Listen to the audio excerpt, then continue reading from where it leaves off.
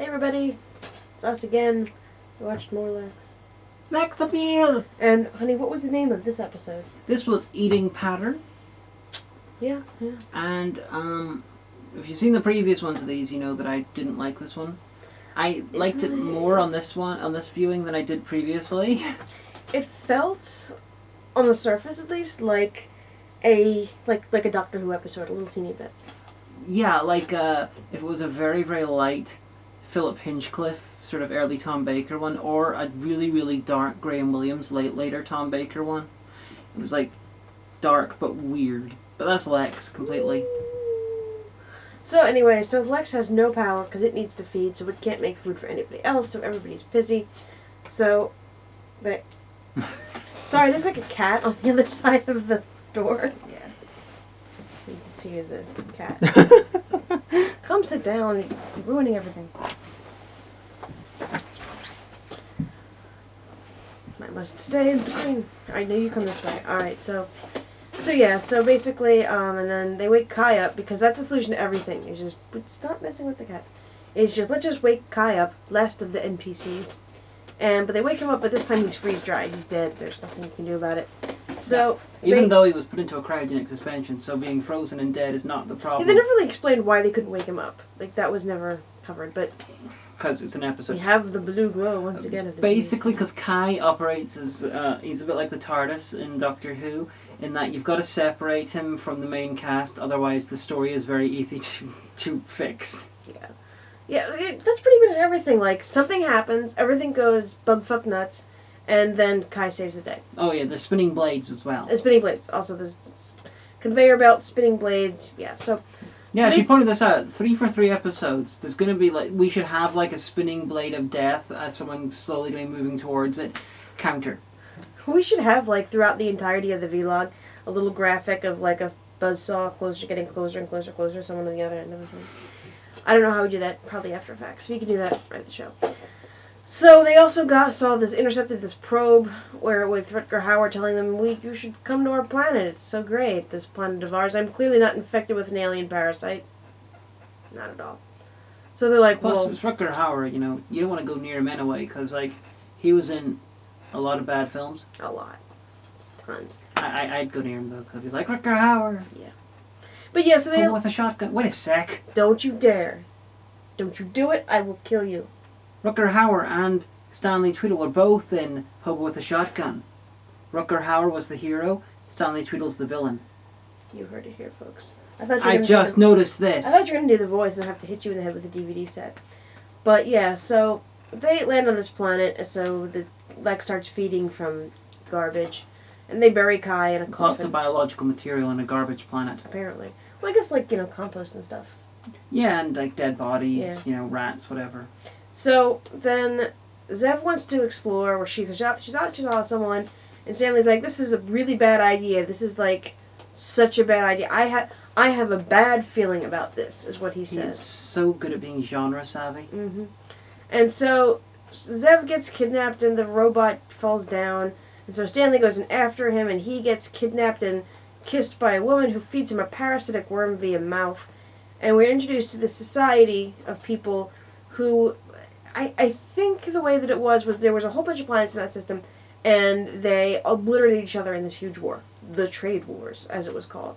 And this little dirt planet survived because it's a garbage planet, by the way, Lexx. But it also got infected with alien worms.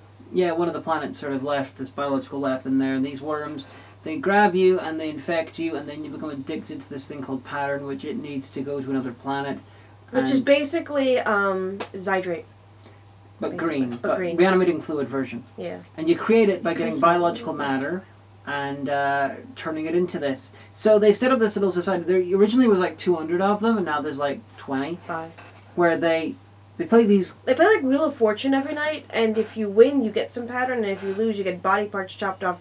You be fed into the pattern making machine. There, or there, or there, or there. Yeah. And if you die, obviously, they get the rest of your body. So, Zev's been caught, and they basically spends the entirety of the episode about to be killed by spinning blades. Oh, no! And Stanley's like, gee, friends, hello, look, I've got a big ship, and it's beautiful, and I also have a worm. Because, Stan got gets turned the into worm. a drug-addicted crazy person. And so he gives them some of the predecessor's brains.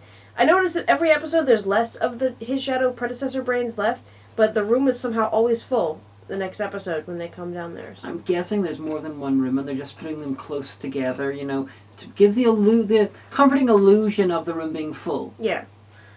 But yeah, so then there's that, and then Kai wakes up because the alien worms pee on him, and... Because they buried him because he was dead. Yeah, because he was dead. But that the enzyme resurrects him, and then the worms decide not to inhabit him because he is dead, or in his words, they rejected me. He looked so sad. He looked so dejected, like even the worms rejected me. So hard being an emo assassin. I have to go up to my MySpace. But yeah, so he... he... in my skin. But yeah, so he comes and saves... These ridiculous wounds, they will heal. Because Kai gets body parts cut off. So then all of the people in the society go and have a ritual bathroom time where they lay over a hole and the worms pee the pattern out of their mouths so the queen can have it, and then they all die. For reasons that aren't really described, they all die at once. And then... Well, they're finished. The queen has enough pattern to go to the next planet. Oh, okay. I didn't get that. There was a lot of worms and a lot of mouth peeing, and everything looked phallic because it's Lexx. Yeah. If Lexx could have every single human being surgically altered to look like a penis, probably they would. So then there's, of course, because it's an episode of Lexx, there's a lot of off the ship and on the ship, or the ship leaving without someone, and no, it's not, then yes, it is. And so they almost take off, but then they don't, but then they do, and then the queen becomes huge, and she catches Lexx and starts biting at Godzilla-sized! And Kai uses his eagle claw to the face many times during this episode. And eventually Lexx blows up the whole entire planet, so a piece of the planet will smash the queen off of him, and then everyone's happy again. Yeah, because Stan's still crazy infected, and Lexx is like, I am being bitten, Stan. Ow, this really hurts. Lexx is basically like a sentient puppy who's a ship. Probably got an IQ of about 40. Yeah. But, yeah, so then everything's happy again, and we're all a happy family. This was a weird episode. It's Lexx. I mean, like... You ain't seen nothing yet. Probably. I was ready to hear more about his shadow. His shadow? His shadow.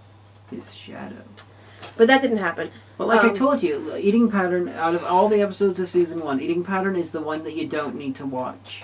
Never at all. And yeah, it's better than I remember it, but you still don't need to. It just, it was kind of like... If you want to watch one episode of Lexx in season 1, don't watch one episode, watch 2. Episode 1 and 4, right, you said? 1 and 4, and then... we might update that opinion later, so... Watch episode 2 if you feel like it, but it's good backstory. 3, you don't need to if you like Lexx. Although, this is more like what season 2 is. Season 2 is a bunch of disconnected things with like an overarching plot that's very, very in the background. But it's got a lot of singular episodes. So this one really probably would have been better served as a 45-minute episode in the second season. Yeah, there were... some of the practical effects weren't as good, like the body parts, some were.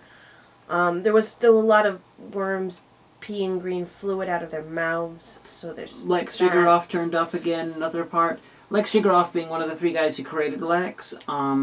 There was Lexx Jiggeroff, Jeffrey Hirschfield, and Paul Donovan. Donovan did Siege. Lexx, he's the one who's dead now. He died tragically. He was my favorite of the 3 writers. But he appeared in the first episode, I Worship His Shadow, as the body of the Divine Shadow. And in this one, he appears as a crazy guy who has pattern. Just in the background of a bunch of shots. Yeah, he sings a song. It's a lovely song. And Jeffrey Hirschfield, who plays 790, he plays another guy who's infected with pattern, though he doesn't get killed during the game, but he then vanishes. Yeah. He was too busy operating the prosthetics. It's a very complicated life cycle that this creature has. Who taught them how to build the machine that renders body parts into pattern? Probably Whist did. Whist is the name of the actual bug. It's sentient and it talks to people and it sends these sort of... You got the Queen, who's a giant version of Whist, and then you've got the regular human-sized versions who vomit up worms. Now the regular ones, they're all the same looking. Yeah. And they've taken their appearance from this woman who was on the planet, who tried to kill the Queen and was like, fuck you, I'm going to kill you and steal your appearance. And your name. And Whist was originally supposed to turn up again in season 2 and become a recurring character, but because the same actor couldn't or wouldn't come back. She's like, I don't want to play a mouth-peeing worm again. Sorry, you guys. I mean, it was fun, don't get me wrong. It just... So they replaced her with the suspiciously similar Laika. Who, is she also worms? Related. Sort of similar, but not worms. More plant. Okay. But they took the opportunity to change the thing a little bit rather than just have an identical clone. So trigger warning parasites, I guess is what we're trying to say. Yeah. If you don't like worms, don't do it. Yeah. You don't like body parts getting removed. But, I mean, this episode was very formulaic. It's like, oh, another episode of Lexx where things get banjaxed. Did I use it right? Yes. That's a Northern Irish word that I've been learning. It's also English. I know. Things go tits up and everyone panics and everything looks like it's going to be destroyed. Spinning blades, conveyor belt. Kai, last of the NPCs, saves the day. And everybody, this unpleasant family that doesn't get along, fly off in their big phallic bug after the planet blows up. After the planet blows up into the universe. Yeah, but I seem to notice while you were watching it, you were developing an appreciation for the tropes of Lexx. Well, I mean... You were having fun. I picked up on the pattern. Eating pattern. Nah. Well, I mean, you can't... I mean, when you watch something... Oh, the blue light went away. Sorry, guys. Well, when you watch something enough, you pick up on its method, on its rhythm, on its ways. Although a certain amount of those tropes do sort of fall in and out of use. Season 2 has a lot of more standalone stuff, and they do a lot more experimenting. Like, they do... This is one of the most imaginative shows ever made, and it's not just because of the weirdness of their fictional universe. They do things that other shows didn't do, till years afterwards. And, like Tim Curry trying to impregnate somebody. Trying to impregnate a man, yeah. Although that was done in Rocky Horror. Yeah, but you said not often. Yeah. So I'm thinking about... if Tim Curry tried to impregnate you, write the show. The one of the second season that I'm really thinking about for originality is Brigadoon, which is, as far as I can tell, this was the first 45-minute drama show to do a special musical episode. Cop Rock existed before that, but that was cancelled for like 2 episodes in the early 90s. I wonder why. Yeah. But this one, they do a musical episode years before Buffy did it, and instead of just doing it like a film musical, they find an 18th century theatre in space where there's a bunch of 18th century, musical guys going on. Like you do. They're doing a stage play with songs about Kai's life, so they get Kai to play himself. You're so famous. Be in our show. Yeah, basically. But, yeah. I mean, I'm looking forward to the next episode because his shadow's coming back. And so hopefully we'll see what that happens, where that goes. What happens to the brains. I'm thinking a planet will blow up. I think so. They'll be spinning blades in a conveyor belt.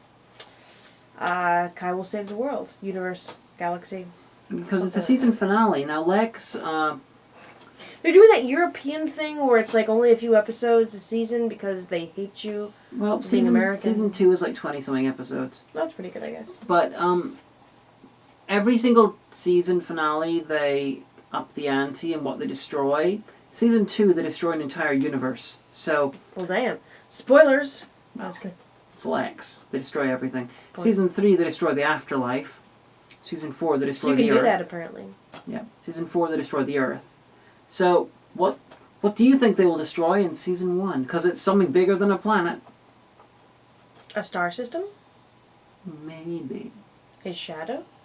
His shadow? His shadow. His shadow. I know, right? It's not old yet. Hopefully. Keep watching till the end of the video. I need that sweet clip of you. I really hope, I really want Paul Donovan and Jeffrey Hirschfield to either be allowed to write an episode of New Who or be given the reins completely. Because even if they're told to make a show that's... But aren't they Canadian?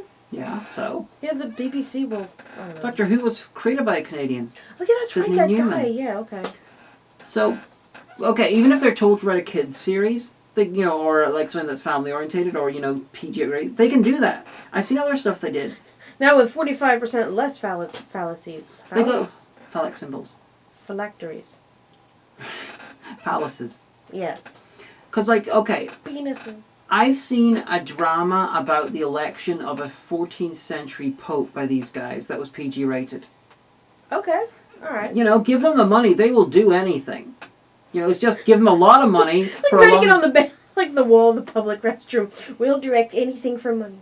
Basically, Please, yeah. For a good show, please call. Give us some funding, and we'll make any genre you want. Give us a good show. For a good show, call. Let us do anything we want with that money, and we will give you Lexx. You know how their company made money? Their company has since this show, it's been bought by someone else. I can't remember who. And it's been, you know, it was unraveled by that company. It was got rid of. However, they became noteworthy after Lexx for co-producing a little documentary called Bowling for Columbine. Well, hey, I've heard of that. That got them a lot of money, and that's possibly why the guys who were in charge of it and who were in charge of Lexx, why they don't actually work very much right now. They're possibly semi-retired or completely retired, sitting on a pile of money. Like, oh, they just smoke a joint of my money. Do I feel like making something today? Nah. I'm gonna go swim in my money vault like Scrooge McDuck, because that's a thing. Yeah.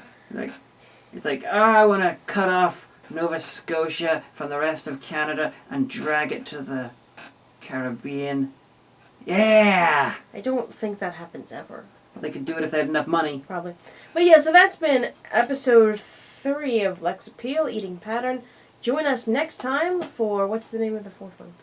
Giga Shadow. Giga Shadow. Watch along with your favorite lesbians, or if you've already watched it before. You're going to see the biggest woodlice you've ever seen. Yeah. The biggest potato bug you've ever seen. Okay, so here's the thing, and comment on this if you see this, you know, on Blip, or tweet at me or something like that.